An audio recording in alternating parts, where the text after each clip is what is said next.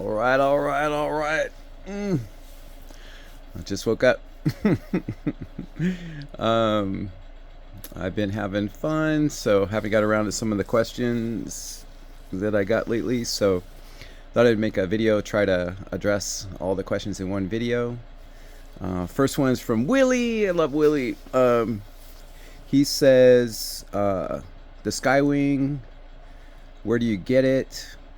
The Skywing Extra, I think is what he's asking about. The 116 inch.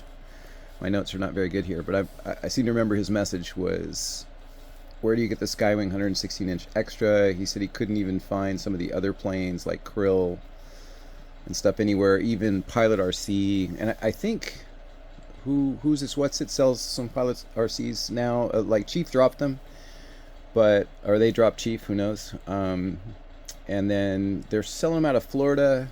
What is the name of that place? Tail Dragger or something? Can't remember all the names. But when I went and looked over there, they don't have all the sizes. They mostly have the small ones. Everything's kind of on order kind of thing. Like you have to back order things. But I don't really know. But, you know, I wouldn't mind trying one at some point. But yeah, he was saying he had trouble figuring out where to get what. But Willie mentioned the 116 inch Skywing Extra. So the Skywings, the US importer for the Skywings is the Extreme Flight. So you go to extremeflightrc.com and they have the Skywings there. The Extra has, they haven't received one since, I want to say, last like August or September, and they doesn't sound like they'll receive another one until like this coming September or October. So like at least a year period there that they didn't receive any. And I kind of got the impression they weren't going to receive any at all anymore, but now get the impression that they will start receiving some. So that's the deal on that. But they do have what's continued to be produced and delivered is the 116 inch Skywing Edge 540, and they have those in stock. They have the yellow and charcoal and the green and charcoal in stock, Willie. Now, Smokin' Jokin', Joe McBride, he's got the yellow one, and I can't see it. I took it off and I just gave the sticks back. I can't even see it for like 50 feet.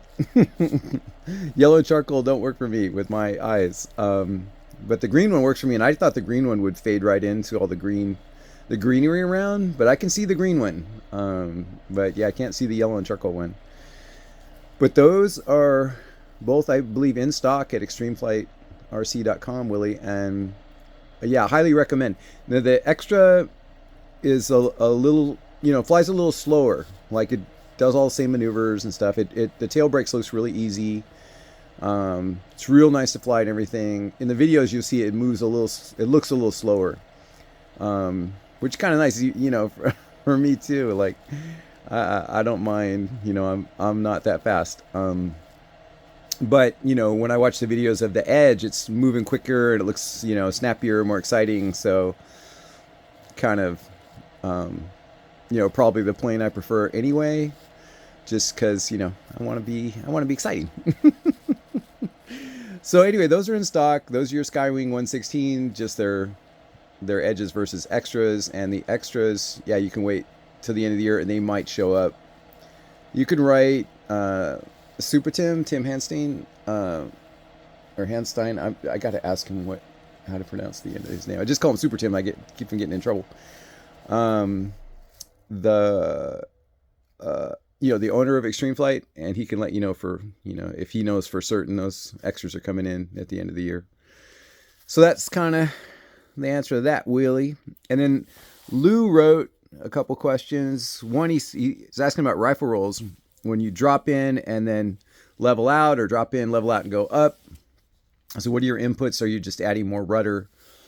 And no, I'm adding both. I start to peg the sticks a little deeper for both to level out, and deeper to go up too. And that's kind of my weakness right now, is that I want to go up, so it's even that way on the sim. I haven't simmed in 5 or 6 months. I got to get back to the sim, but even on the sim where there's no price for crashing, as I start to, dive down into the runway, as soon as I level up on the runway and I'm looking good, I want to go up. It's just, I'm afraid to be near the ground in the rifle roll, so I go up. And then if I shoot level down the runway, I'll shoot level down the runway for like a scale 50 feet or something, and the sim, in a rifle roll, and I'm like 2 feet high down the sim, I'll start to climb up, because it's just chicken shit. So I need to get back on the sim, and I need to fly level down the runway like over and over and over and over without trying to climb out. But I'm always trying to climb because it's safer. But on the sim, the only way, if you watch the sim videos I made like 5 months ago, where I was last time I used it in rifle rolling, last time I used it. See, if I do anything, you guys know because I post it. So it's been that long since I used it. But the first way I got down was to do a diving rifle roll. So I'm diving straight to the ground and I'm just trying to go up. And then, if I time it right on the sim, I level out, a couple feet high, and then I'm climbing right back up. Which I've always told myself it's good, at least I'm going up. Like, it would be bad if every time you rifle rolled, your tendency was always to go down. That's worse. But I need to calm down and go level. I know I can go up anytime I want. I just lean on the sticks a little bit more and I go up. So there's no reason to panic, Joey, but I panic anyway. You're just going very fast. I do all my rifle rolls full throttle now. For a while, a few months ago, when I was back to the rifle roll practicing, I'm just getting back again after like 4 months of not practicing rifle rolls. I slowed down my speed, just didn't push the throttle up all the way, and to see if I can get lower, which I did.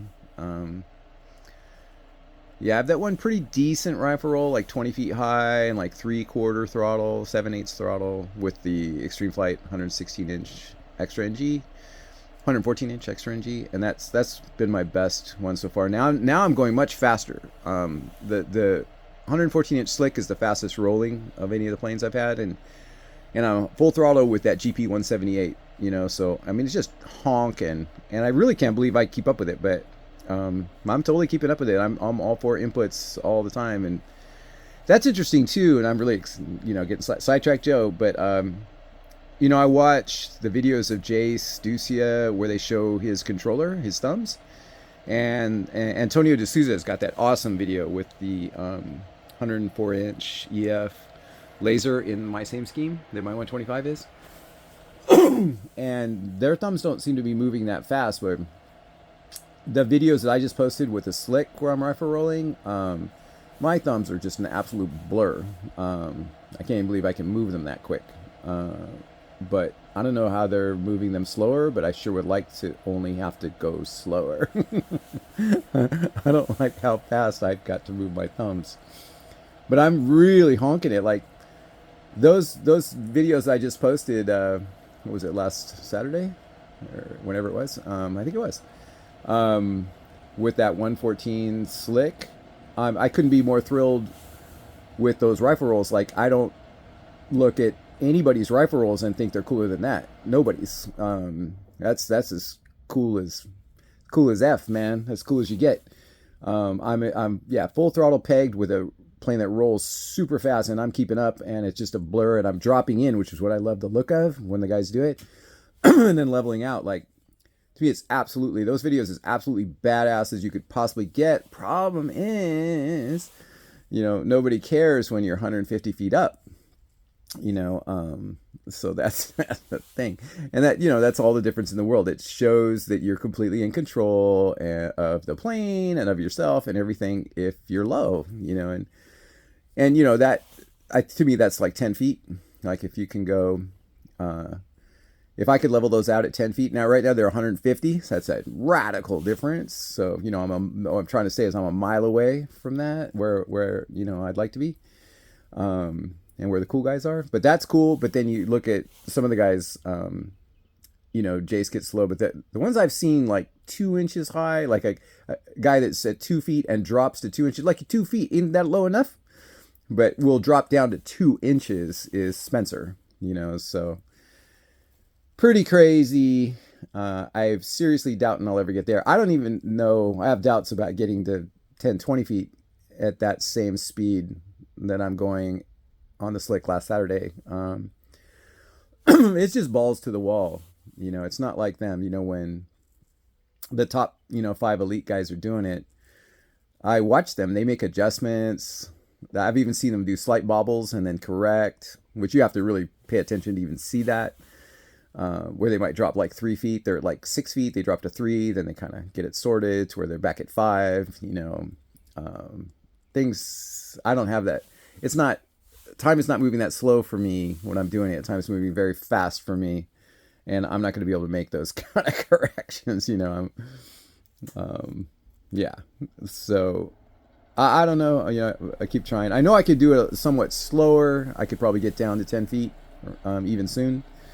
But full throttle the way I was doing Saturday in that video.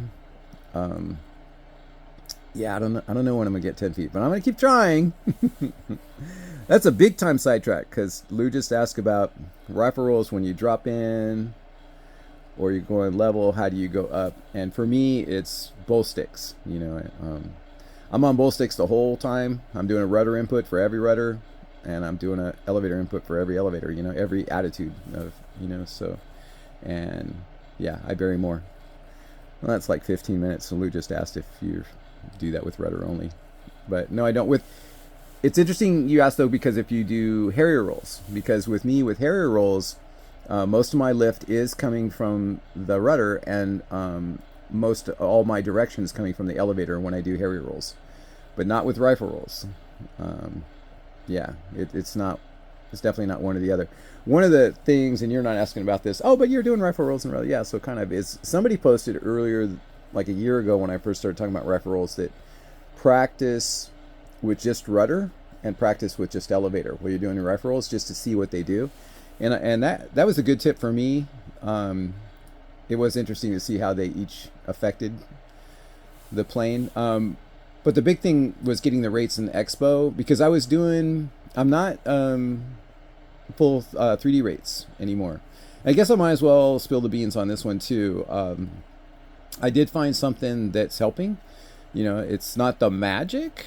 I'm not. Yeah, again, I'm not 10 feet high going full throttle for aileron, but what I started doing just like 2 weeks ago that I hinted at, and I was kind of waiting to see, if I could show a video where I was like, let's say 20 feet high and just like blistering, speed and roll rate, so I could say that's really working. But it might be a little early, but I'm gonna go ahead and spill the beans on it. But what I did was, it was really Antonio D'Souza's video where I watched how deep he's burying the sticks while he's rifle rolling, and that kind of shocked me, because I'd been doing all my rifle rolls in full 3D rates, and I'd just been breathing on the sticks, just moving 1/8 of an inch ever so slightly left and right and up and down, and real fast. And he's moving much slower, and he's burying the sticks. I'm like, how could that be?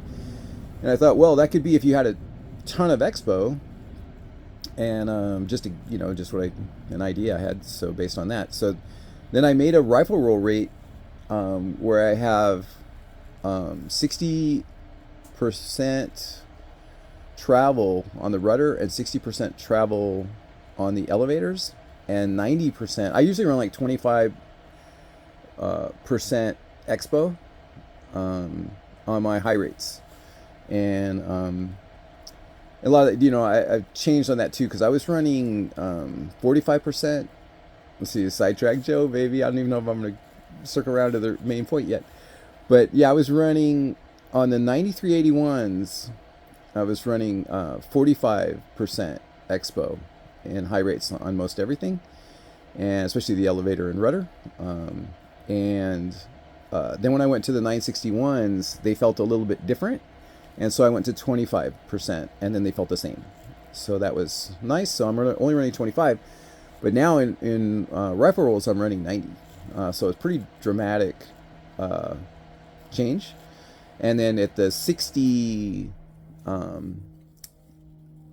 of the travel and all that expo, it's more forgiving, and I can move my thumbs further, so it's kind of easier. So it's just easier. And I liked it instantly when I did it.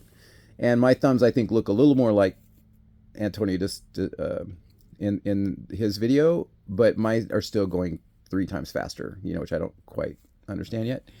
But that helped me a lot. And then kind of coming full circle, if you experiment with that, however you do it, whatever the expo doesn't, is a different thing, but experiment with the rates on the rudder and the elevator. If you're going to make a rate for rifle rolls, and you may find that like less rudder input, like a 40% of the rudder travel of high rate and like a 60% of the rudder travel or the elevator travel of high rate may be what gets you to sync up. So I said this 22 years ago about learning the Harry roll. I told people, 22 years ago, play with your rates and expos, you'd be shocked at, how much easier it'll get for you. And then once you get this stuff, you could fly anybody's plane with any rate and expo once you have a maneuver down. But until you have a maneuver down, for me, it's been amazing what rates and expos can do through the years to make you sync up to what you're doing. And that's what's been working for me. Now, I tried, after talking to a couple of the elite guys that have rifle roll rates, and they let me know that they have like a pretty minimal, like Jace is all full one rate, fastest, but Jace is on the spectrum or something. I don't know what's going on with Jace. But yeah, he's just, he's really good.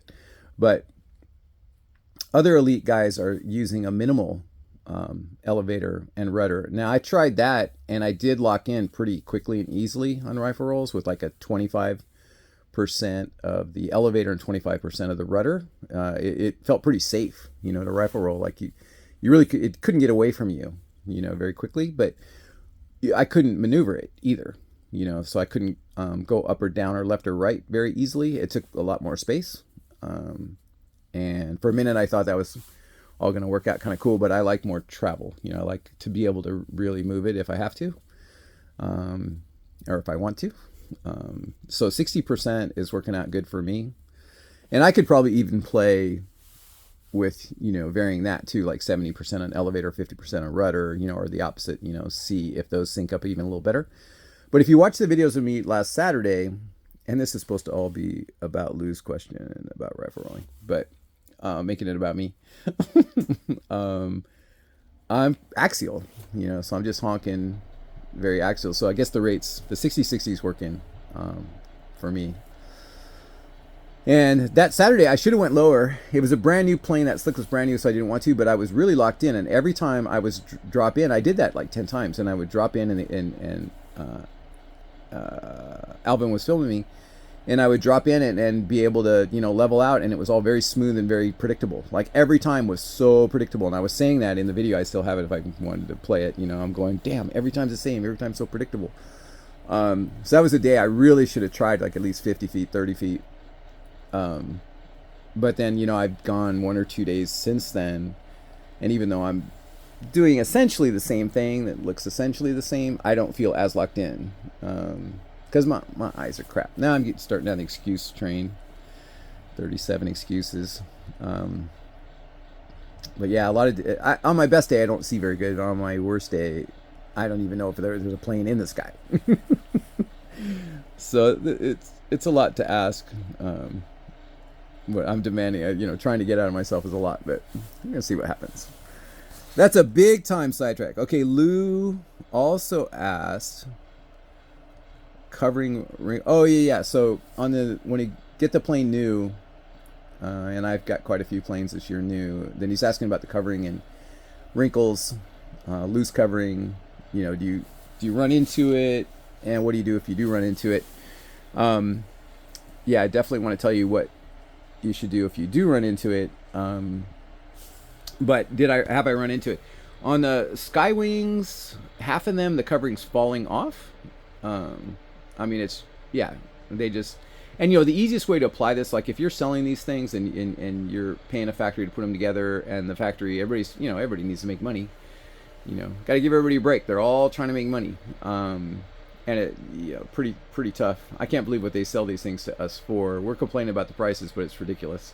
try to build one. And from scratch. But yeah, some of the Skywings this year, the covering is absolutely falling off. Like I was trying to get to and I got sidetracked is you if you want to make it look nice, to sell it, and you want to make money and get it done quickly, don't use any heat, and just set your iron to like 175 and stick it all on. It'll go on so quick and easy without any wrinkles, and it'll look great. But then as soon as it hits the sun, the glue's going to activate, and it's all going to swell up. You get the heat bubbles. Actually the glue itself makes a gas that makes the bubble. So if the glue's not burned down, stretched and heated and burned down to the balsa, then it makes a gas itself and makes a bubble itself. So you got actually glue gas that's in there making a bubble. So yeah, and then other of the Skywings have been really good, but they've been the worst ones. The Extreme Flights have been pretty tight, and most all of them I had to like hit a little bit with a heat gun, but there's been a couple Extreme Flights I'd never even touched. That's how good a job they're doing on that. But one of the things, you need an iron for sure. You need to have an iron for your planes, but heat gun's going to be your best friend. All this stuff's ultra coat, so it's not like, or an ultra coat type. It's not like monocoat. So, monocoat goes on a whole different way. But when you have wrinkles, and any of these things have wrinkles yet? Look, this big 125 laser, I've never hit it with iron. It doesn't have a wrinkle at all. 0 wrinkles. But yeah, use your heat gun.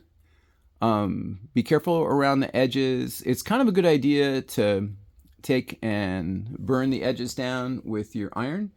But watch for shrinking back. So, because like these things have so many overlapping pieces on all these designs, and that's where they want to peel off, and also where they can shrink back and look bad. Like if you just lay an iron on there, it'll shrink back and look like scalloped edges around and glue showing through and look all terrible. So the really right way to do this is to use your iron first, and unless you got big wrinkles in it. If you got big wrinkles, you got to use the heat gun. You got to get all the big wrinkles out with the heat gun. And take your time on that. And then all of it, take your time. That's the big thing. Then all these overlapping pieces and all the edges in general, like see the seam down the turtle deck, then you might not be able to because it's white, but there's a seam down the turtle deck. Take your time with these. Set your iron to like 200, 225 at the most. And then slowly burn these edges. So burn down this edge. At 225, it won't shrink back, but the glue will start to harden up, start to get burned on there, start to seal. And then set your gun to 250 and go over it again. And, be careful. Keep looking to make sure you're not shrinking back at all. And then 275, 300, 325, get it, good and hot and burned down just on all the edges. And like right here, just the edges. And then from there, it's heat gun time. And it's nice to have one of the socks for your hand. So you can heat gun, where's my hand? Heat gun with your left hand if you're right-handed, and then push the covering down with your right hand with a sock on it. Covering sock for your hands, a covering glove. Yeah, it's covering glove. But if not, you can put a sock. You can go get your sock drawer, go to your sock drawer, get some old socks, put a couple of them on your hand, and heat gun it down. The heat gun's going to be the thing that gets all your wrinkles out. 9 times out of 10, you take your iron to wrinkles, they'll fold over and then they'll stick to each other, and then you're fact. So, and a lot of these planes, like if you're in a hurry, it's no iron at all. If you're in a hurry, you just put it together. You really want to go fly it, but there's wrinkles. It's new. Just take the heat gun in a sock, and go around and heat gun all the bubbles, and then push down, everything with your other hand with socks on it, and you'll be pretty good to go. But if you want all this overlapping stuff to never come up, you've got to take your time and iron the edges of it down, and again, building up on the heat. So if you're really doing it right, you got to take like the better part of a day, like 6 hours or something, and really go over the whole thing. But I'm always too anxious, And you know, if a piece of covering rips off, I really don't care. There's some of the videos you can see, like there's a piece missing. I don't care. I'll duct tape it. But this year I'm a little different. You know, I'm more just want to get planes to fly. Whereas it used to be 20 years ago, each plane had to be like a showpiece and fly. But kind of getting more over that. Okay. Is that enough about that crap? So now, here's my list of guys. That was both Lou. Okay, then we got S. Lang. Steve? Is it Steve? What else is S? Sam? He's asking about sims, which ones to use, and I am not a sim expert. In the past, I used Icarus, Aerofly, and it was when Real Flight was pretty squirrely. But you know, Kyle Washness, who was my favorite pilot back then, you still are now today, Kyle. You're still my favorite. He used Real Flight, even though it was pretty squirrely. And he said, yeah, you know, all the better. When you get outside to your plane, it'll feel pretty locked in, you know, because you're flying the squirrely plane in the sim all the time. But now most of the elite guys I see seem to be flying Real Flight, like 9.5. I have Real Flight 9.5. To me, it's pretty close to on the stability level, and the agility, you know, everything. It seems to be similar to outside. Yeah, it's just as hard. You like when I started trying to rifle roll with Real Flight 9.5 this year, back in like March or whatever last year. You know, I just take off and crash and take off and crash and take off and crash. So it's plenty hard enough. And yeah, and then once I got it, I could do it the same way in the field. You know, once I didn't get it, but the things I was able to do with rifle rolling, I'm able to do the same things outdoors. Yeah, I wouldn't say I have rifle rolling. You know, I can rifle roll high, but yeah, wouldn't say I got it yet. I don't own it yet. I don't know if I ever will. I'm gonna keep trying, but yeah, I don't know. Like, and there's several other ones. There's some free ones. I read online all these different names of sims now. But a lot of the big boys seem to be using Real Flight. I'm using Real Flight. I'm not an expert. I haven't played with a lot of planes. I downloaded the Jace Ducia plane, which seems, you know, better than the stock Edge 540, which is the stock Edge 540 is fine too. But yeah, I'm not the big expert on those. But yeah, S. Lang, Steve, Sam, you gotta let me know. That's all I know about sims. Glenn asked about the green, white, and blue Extreme Flight 125-inch extra that I bought new in box that I had here.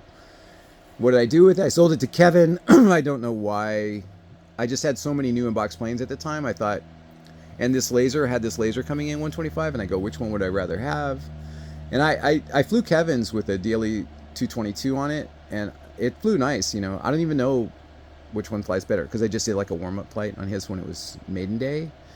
That plane, his plane looks cool. He's got that thing up for sale already. I can't believe it. I should buy it. But yeah, I don't know much about the plane other than it really looks cool. I did have fun flying, you know, his around. It's mostly like circles, you know. I did very little, but it did feel nice. Anyway, I didn't end up flying it. I'll be right out. Open it? No, I'll be right out. Okay. Okay. So, got my guys asking me questions. And we're already 28 minutes in, so I want to finish. So, let's see. Yeah, so Glenn, not much help on that extra, except to tell you it's super cool looking. And it did fly good with the 222. And that was also the DLE takes a bigger prop than the DA200 and has way more power. And it's the same weight as the standard DA200.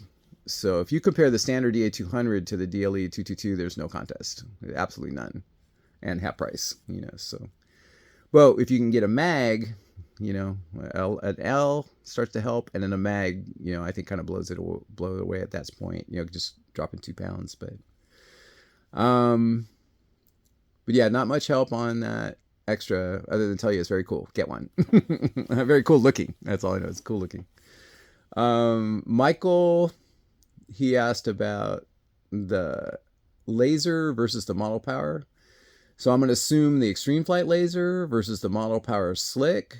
And that's could be a long conversation too. These guys want me, but let's see how quickly I can do it and get some good info. The one, if you're talking about like the comparison between this slick, and this model power slick and this extreme flight laser, it's kind of no contest for me for a daily flyer, and yeah, and I'd say similar for a demo for an air show plane. They're both with smoke on in an air show. Both of these are gonna be crowd pleasers. For a daily flyer, I'd much rather have the model power, if for no other reason that it's 115 inches versus 125. It's just 125 is just big. Extreme Flight doesn't make this model in the one they do 114, so they don't make this in a 114. If they did, I would get one, and maybe they will someday. And then I would rather have that than the model power. He didn't specifically, Michael didn't specifically say extreme flight laser, so then you get into all the other brand lasers. But yeah, the model power, anybody trying to make a comparison or wants a model power, it's a very good flying plane. You watched the video of Kim flying yesterday. There's several things that we'd like to refine on it for sure. Make it more up to modern standards for some of the aerodynamics and some of the assembly, some of the way you put it together, but like the hatch, but and a couple other things I was thinking of. But yeah, but for if you want the coolest plane, at the field, and a plane that's just really high quality and really custom and fit and finish, and you get some killer scheme on it and all that stuff, you can't beat the model power. But for flat out flying, a lot of other planes are gonna beat it out, for me. But straight across to the EF lasers, I'd probably rather have a 104 EF laser than this slick for a daily flyer. But definitely if there was a 114 EF laser, I would get that, versus the model power. But the model power is a special thing. It's a one. You're going to get one in your lifetime if you get one, and get a killer scheme, and it's super cool custom. But probably not a daily flyer for most people. And to me, kind of neither is the big 125 laser over here, if that's the one you're asking about. Both killer airshow planes, but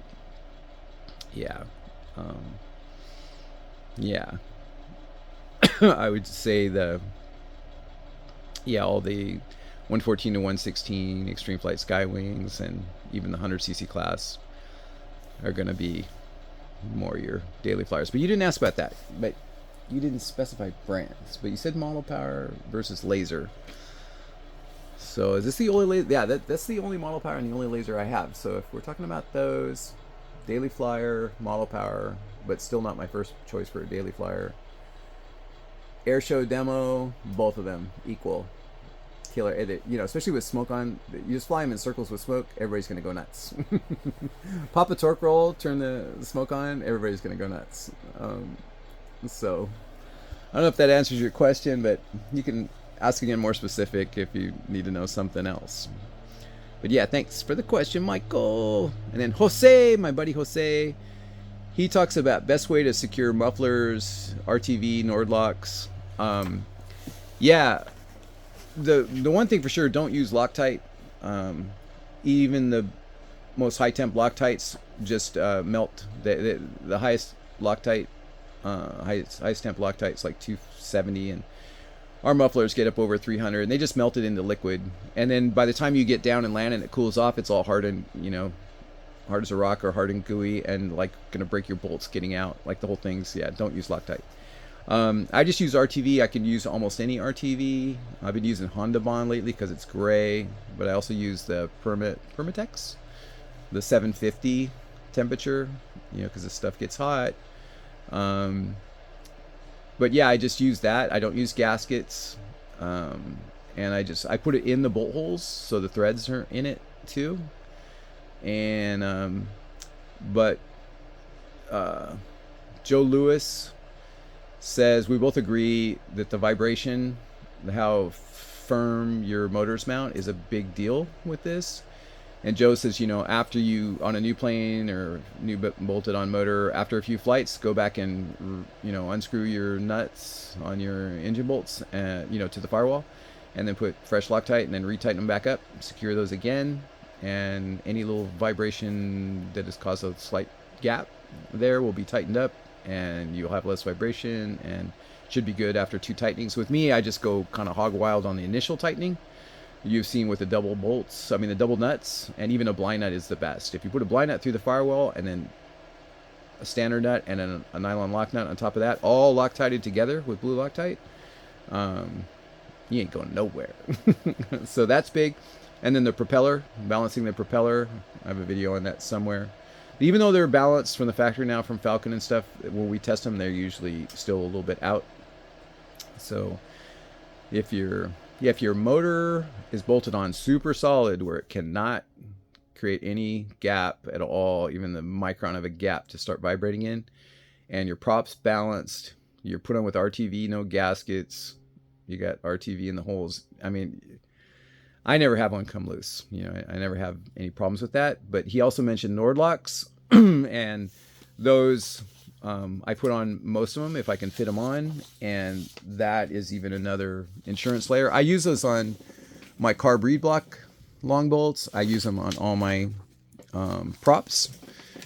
And here's Nordlocks. They're technically wedge lock washers.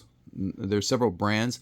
Microfasteners.com has a brand, and they work totally great. I use those all the time. And then from McMaster-Carr and Granger, you can get the actual Nordlock brand, which seems to be super high quality. And they come in stainless. They come in black stainless.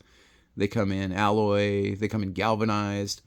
And here's the big thing when it comes to standard mufflers. Now with headers, you can use the full size ones. And see here, the OD, the outside diameter, this is for the same size bolt, an M5, which is what we use on all our mufflers and headers in our hobby. This one has an outside diameter of 0.43, close to half an inch, which is great if on headers, prop, bolts, reed block, carb assembly. But when you get into the sleeves that the standard mufflers have, it gets narrow. So see, they have this smaller OD. So this is 0.35. And a lot of times this will work with a lot of the mufflers. With a DA200 muffler, standard mufflers, stock mufflers, which are real small mufflers, they still had the big sleeves, which was nice. So I think I was even able to get the full-size ones down there. But a lot of mufflers, it's tight. I think the GP mufflers, the stock mufflers, are tight. And a lot of times these smaller OD, like these 0.35s, will work really good. And once you get these on, once you start getting used to these wedge lock washers, or not used to them, but once you start using them, you realize how good they are. Pretty much nothing ever comes apart when it's got these on it. But then sometimes, even if the smaller ODs don't quite fit, I'll take a grinder. It takes a little while, but I'll grind, around the outside. I'll Dremel around the outside on them and reduce the OD even a little bit more until they finally do fit. So there, it is nice insurance. Although I'm able to get away without them a lot of times, and that comes down to the motor being perfectly secured, the prop being perfectly balanced, and then RTV in the threads for the bolts.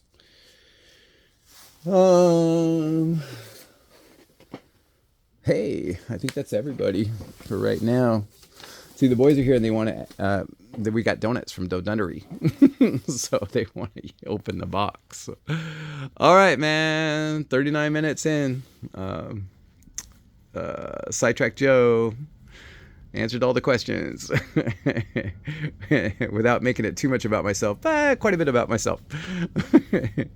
All right, out.